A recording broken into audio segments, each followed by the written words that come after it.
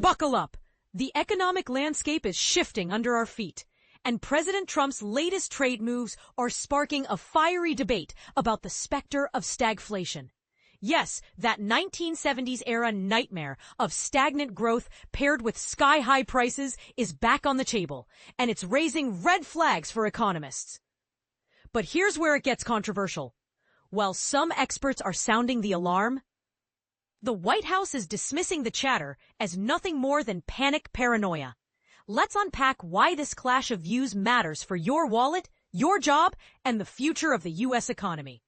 Stagflation, that toxic mix of inflation and economic stagnation, isn't just a textbook term. It's a real-world threat that could hit households hard if Trump's sweeping new tariffs, now at an 18% average rate, the highest since 1934, push costs upward. Businesses, already grappling with these import duties, are passing the burden to consumers through higher prices. Think furniture, clothing, and even used cars. Prices are ticking up, and economists are watching closely. This isn't just about numbers. It's about your grocery bill, your mortgage, and whether you can afford to put gas in your car, warns Skanda Amarnath of Employ America, who calls the current situation stagflation light. But here's the twist. The U.S. economy isn't exactly in freefall. Growth, though slower than last year, remains resilient.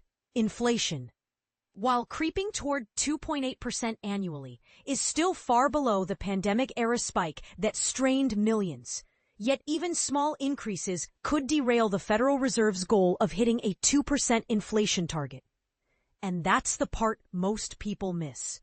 The Fed's dual mandate to control both inflation and unemployment is now at odds. Hike interest rates to tame prices, and you risk crushing job growth. Cut rates to boost hiring, and inflation could spiral. It's like walking a tightrope, says Apollo's Torsten Slok. You're pulled in two directions, and one wrong step could send us all tumbling. The job market's wobble adds fuel to the fire. Last month's employment report showed manufacturing jobs shrinking for 3 straight months, a sign that uncertainty over tariffs is chilling hiring. Companies are scaling back expansion plans, cutting wages, or even laying off workers to offset rising costs. When businesses hesitate, families feel it, explains Greg Dacco of EY Parthenon. Fewer jobs mean less spending power, which means slower growth. Of course, the White House isn't biting.